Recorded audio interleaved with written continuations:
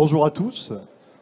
Merci d'être parmi nous. Donc, je me présente, je m'appelle David Ménard, je suis directeur général adjoint de Réciprocité. Je suis accompagné par Maxime Deveau, qui est directeur de l'agence Ouest de Réciprocité. Nous représentons tous deux une entreprise qui, depuis 12 ans, s'est donné comme mission de développer et réhabiliter des lieux qui créent des liens sociaux et intergénérationnels. Et on est très content de profiter de ce congrès, puisque nous sommes partenaires historiques du mouvement HLM.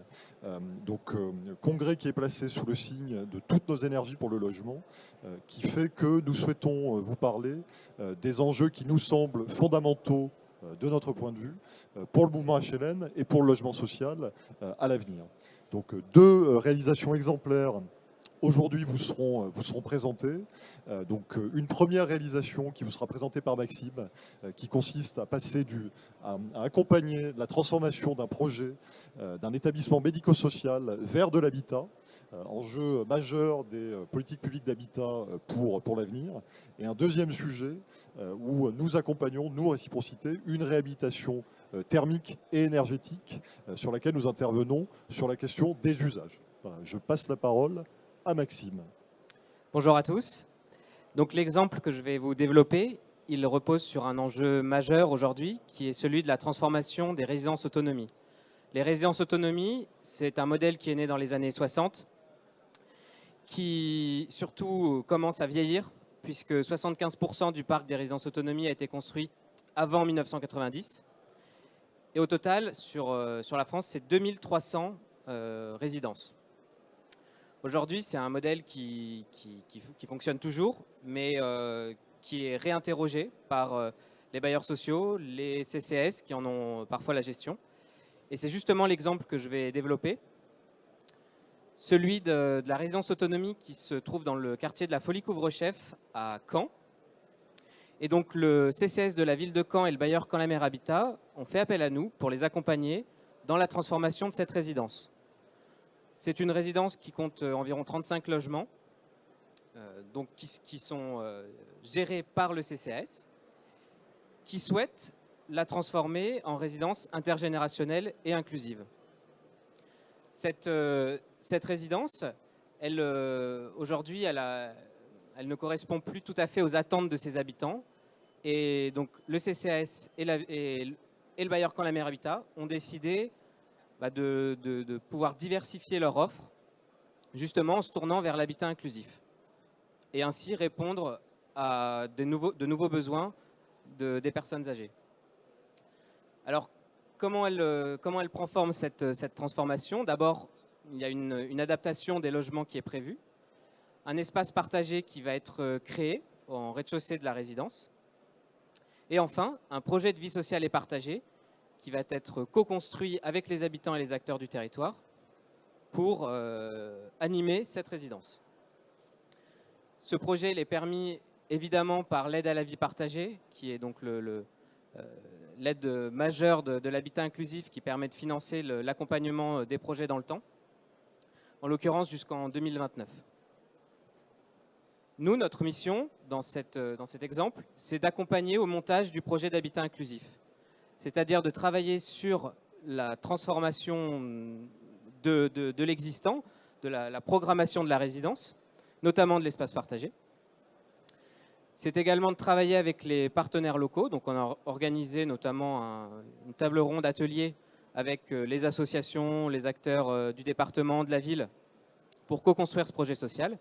Et bien sûr, on l'a construit avec les habitants actuels, puisqu'il y a un gros enjeu de couture forcément entre nouveaux habitants qui vont arriver, constituer, donc apporter de la mixité générationnelle dans cet ensemble, et des locataires qui sont là parfois depuis très longtemps. Voilà, donc nous, notre mission, c'est de monter ce projet, d'accompagner le CCAS et la ville à monter ce projet, et de pouvoir le livrer, le lancer début 2024. Voilà, je repasse la parole à David. Merci Maxime. Donc, second sujet, toutes nos énergies pour le logement, la nôtre aussi, en tant qu'accompagnateur des usages, car on est convaincu que réhabiliter thermiquement et énergétiquement un patrimoine, si l'on souhaite atteindre nos objectifs de performance énergétique, ça passe aussi par un accompagnement des usages. Donc je vais vous partager une référence que nous avons avec l'OPAC de Savoie. Donc je vous amène à Montmélian, au pied du massif des Bauges, en Haute-Savoie.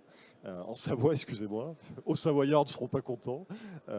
Donc cette résidence de 99 logements fait l'objet d'une opération effectivement de réhabilitation massive, financée dans le cadre du dispositif Énergie Sprong, qui a pour objectif de faire passer donc, le DPE, aujourd'hui classé F, au classement B, donc objectif ambitieux, de lutter contre la précarité énergétique des nombreux locataires grâce à une diminution drastique des consommations énergétiques de plus de 60%. Donc, pour atteindre cet objectif, le groupement, donc, composé de Canton Bernard et d'IDEX, fait appel à Réciprocité sur la question des usages. Donc notre accompagnement va passer par plusieurs étapes. Donc on a commencé par une enquête pour savoir ce qu'étaient aujourd'hui les indicateurs de confort et d'inconfort auprès des habitants, auprès des locataires, donc habitants dans le patrimoine. Donc ça, c'est la première étape qui a déjà été réalisée. Et ensuite, nous interviendrons durablement sur la sensibilisation aux usages transformés donc, dans le cadre de l'opération de réhabilitation qui consiste à installer donc, une double pot, transformer le système de chauffage qui est aujourd'hui individuel en un système de chauffage collectif. Et également enquêter régulièrement pendant plusieurs années sur les comportements, les pratiques des habitants au sein de leur appartement pour conseiller, faire des recommandations à l'exploitant pour qu'il fasse évoluer également son modèle d'analyse des consommations d'énergie dans le parc de l'OPAC de Savoie. Voilà.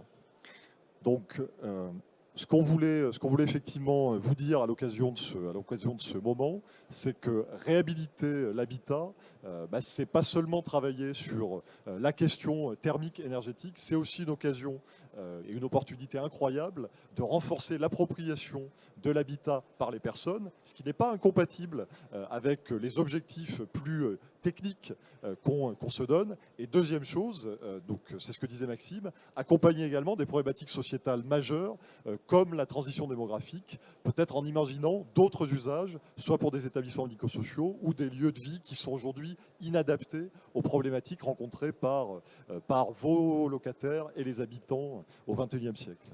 Voilà, merci pour votre écoute et faites appel à des assistants à maîtrise d'usage. Merci beaucoup.